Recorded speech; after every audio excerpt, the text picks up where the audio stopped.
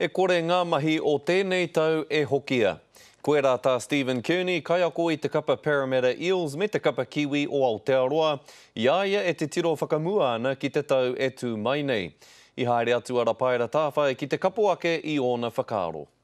Ko te iti kahurani kei te whāia e Stephen Kearney mo tōna kapa hei te tau e tū mai nei. If we continue along that line or continue along that journey and looking to, continually improve, then I'm confident that we'll end up in a better position than we did last year. Ko tēnei uri o te Ātiawa, te kaiako mo te kapa Riki o Parramatta me te kapa o Aotearoa. Ko tāna kātahi te tau piki heke ko tēnei. It was certainly a very challenging year, and but one which brought a number of experiences which I think I know that will make me a better coach for this year coming, 2012, and certainly for the team. Koinei tōna tau tuatahi e ako ana i te kapa o Parramatta, I e ke rātau ki te tūrana te kaumā whā o te whakataetai.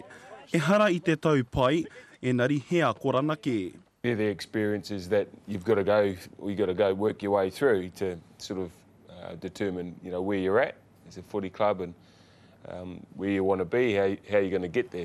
No te tau 2008 a ia e whakaako ana i te kapa o Aotearoa, he nui nā piki, e nari I heke ke I tēnei tau, I hina te kapa I roto I te whakataetai toko whā. We've always struggled when we've gone to the UK, and the next World Cup is up in the UK, and so we have to find a way to improve and be better.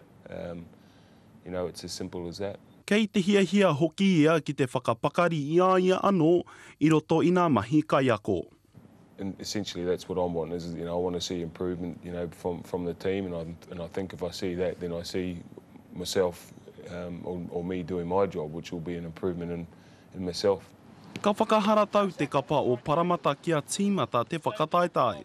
Enari mo te kapa o Aotearoa ka tiro ia ki nā whakataetai āmotu hei te rua tau e haere ake nei. Rāpaera tāwhai mai poe hākena mo te karere.